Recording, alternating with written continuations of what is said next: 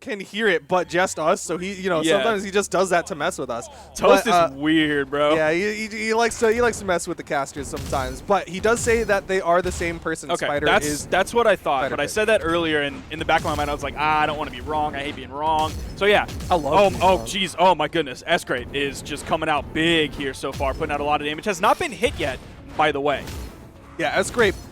Borderline 0 to death so far. That weapon toss is going to deny the true 0 to death, and that weapon shot will definitely say it. But the side airs from Sgrape goes for a recovery. Interesting. Didn't want to go for the risky dare, but side light side air means Sgrape looking healthy. So I'm not sure. I'm going to look up Spyder's placements here in the past, but I'm wondering if it's sort of the same story as a Shet, where it's like some of those older placements are kind of carrying and keeping him within that 33 to 64 PR range to qualify for this Arcadian. Yeah, definitely they missed out on Summer Championship. They played in Spring and Europe Winter Championship and got 33rd in both. Okay, so yeah, definitely still relevant in terms of the group that we're seeing today, which is actually really impressive. Not a lot of people are still relevant that have been playing for that long, especially like in this range. Because it can be like really discouraging to devote a lot to the game and then like not make it to stream while still being a very good player, like all of these players we're seeing today are. So that's really impressive that Spyder Pig has been able to remain in this like top 64 range for so long. Yeah, I mean, definitely props to him, but he eats the weapon toss. Sgrape getting more props as he's currently sitting on 3 stocks to the 1 of Spyder Pig. The EU Scarlets, man, they are absolutely nasty. We saw Lil Fox earlier, now we're seeing Sgrape today. And that was actually one of the things that I noted on my note page that I kind of like hinted at on Twitter with all the red lines that kind of look like Charlie finding out Pepe Sylvia from It's Always Sunny in Philadelphia, was like a lot of these players didn't have many things in common. Like they don't face each other very often because they're losing in like the top 64 to top 32. So they don't really have long records against one another, but a lot of them will have records against EU Scarlets. So it seems like EU Scarlet is just a different breed and a lot of players have trouble with it. That down sig. Spyder's definitely having trouble right now. Doesn't go for the classic side sig instead. Went for kind of a janky downlight. Likely was trying to go for the down air over the corner and just kind of didn't position quite right. Spyder fighting to get this to final stocks, but one more nair from Sgrape could be the killer. Yeah, it is. Game 1 goes the way of Sgrape. You nailed it. You estimated it perfectly, and out it came. I feel like Sgrape and I'm pretty sure it was Lil Fox earlier. They like nair.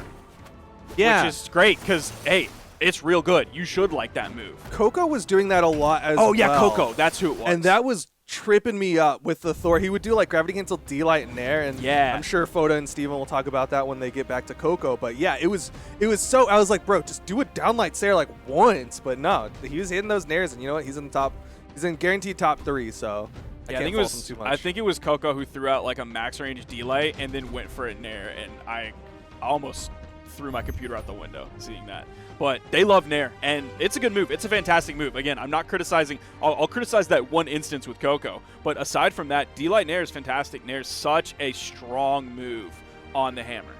Yeah, I mean, it's got some really good range. Great for juggling. But we're going into game number 2. Sgrape, of course, sticking with the Scarlet. And I was kind of hinting at this earlier, but yeah, this just really reminds me of like classic EU when like everyone was playing Lance. There is like 15 different Ulgrim mains in the European region. So now we're going over to the Demon Island. Spyder with the Barraza pick here has yellow for that nice high visibility. You're going to know exactly where Spyder is at all times. I appreciate that because I sometimes struggle to follow fast-moving objects, which is why I cannot play Overwatch. It just gives me an anxiety attack, but I appreciate this. This is Spyder working late night on the roads, like has to wear that high visibility clothing. He's wearing everything too. He's not just like throwing on one blinking light. Not just a vest. Yeah. And being like, okay, I hope the car doesn't hit me. Like, nah, he's strapped up. Everyone is finding him. Went for the nair, didn't quite hit it, but the D-light recovery gives Spyder the first stock. He's got some health to play with as well. Not quite in the red, and he's on that Barraza, relatively high defense. Yeah, he's strapped up with the high visibility, but he's also strapped up with these blasters. You already see him put some more damage onto Sgrape's second stock. Almost found that Sgrape quite at the range for it. That D-Light is going to turn red, and Sgrape is going to go for the neutral signature read the other direction. Fantastic read from Sgrape. Yeah, that was a unique one. Don't see that too often from the Lance players out there. Look for lots of dares here. Dare into dare again. Nice little reset coming out from Sgrape. And you saw him going for the Sarah afterward in case Spyder Pig, or Spyder, I keep wanting to call him Spyder Pig, but Spyder, in case he panics, he's like, okay, I got hit 2 times with a dare when I'm grounded, so I'm going to go in the air now. And that's exact. Oh, he did it again. That's so good coming out from Sgrape. Reading those upward dodge ins from Spyder, and it's just calling him out every single time.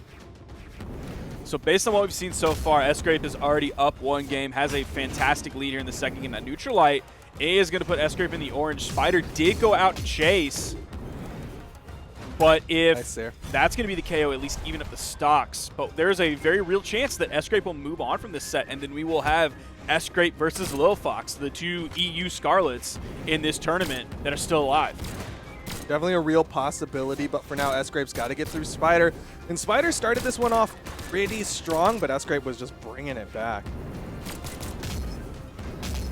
There again. This time hit the 1 dare. Oh, man, the neutral 6 from Sgrape. Nailing like every single one. Did get punished there.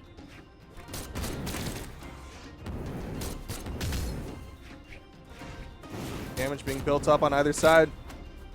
They're both going to be deep red final stocks. Ooh, okay. I was like, he's still sweat beating. Like, he has to touch down. Oh!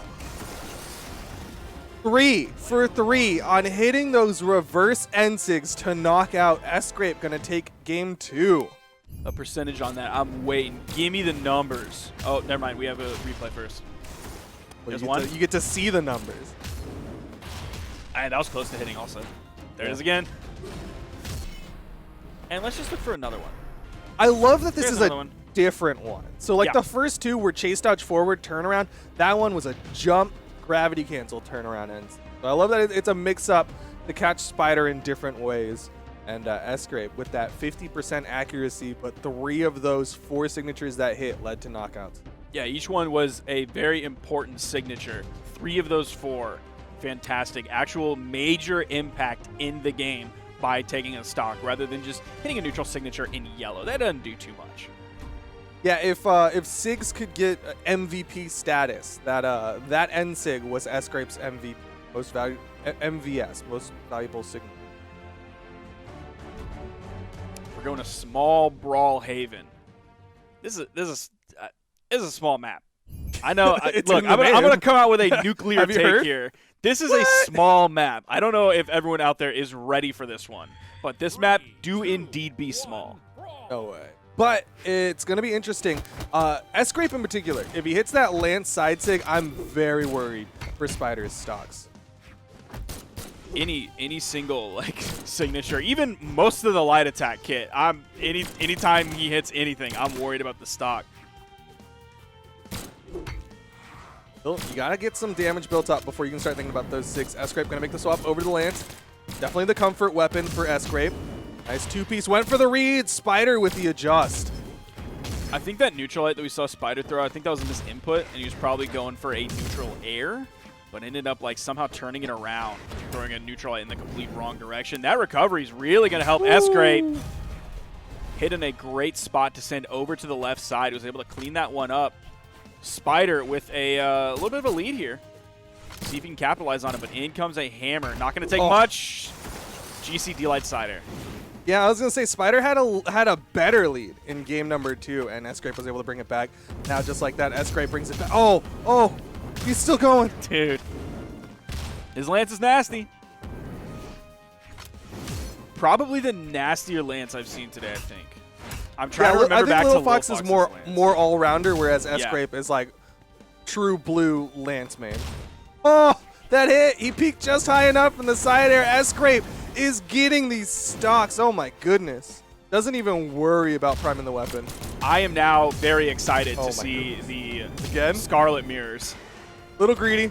There you go. Good punish on that one. He waited for it. He didn't get too hasty.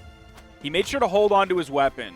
He could have thrown a weapon to try and interrupt it, and that still would have been a pretty good option because he still would have had the unarmed ground pound or unarmed dare to follow it up afterward.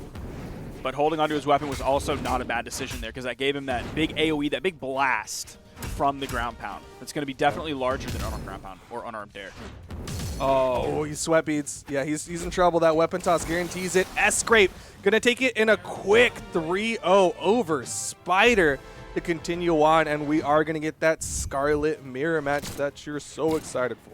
Yeah, I'm looking forward to it. I don't think Sgrape is going to get away with as much as he did definitely on that final game. Like, if you look at the ending where their stocks were, Sgrape was not that much ahead of Spyder. So there was still real possibility that Sgrape could have lost that game. So I think if he goes into the next game with the same mindset, trying to be as swaggy on it and as risky on it, I think he could get punished.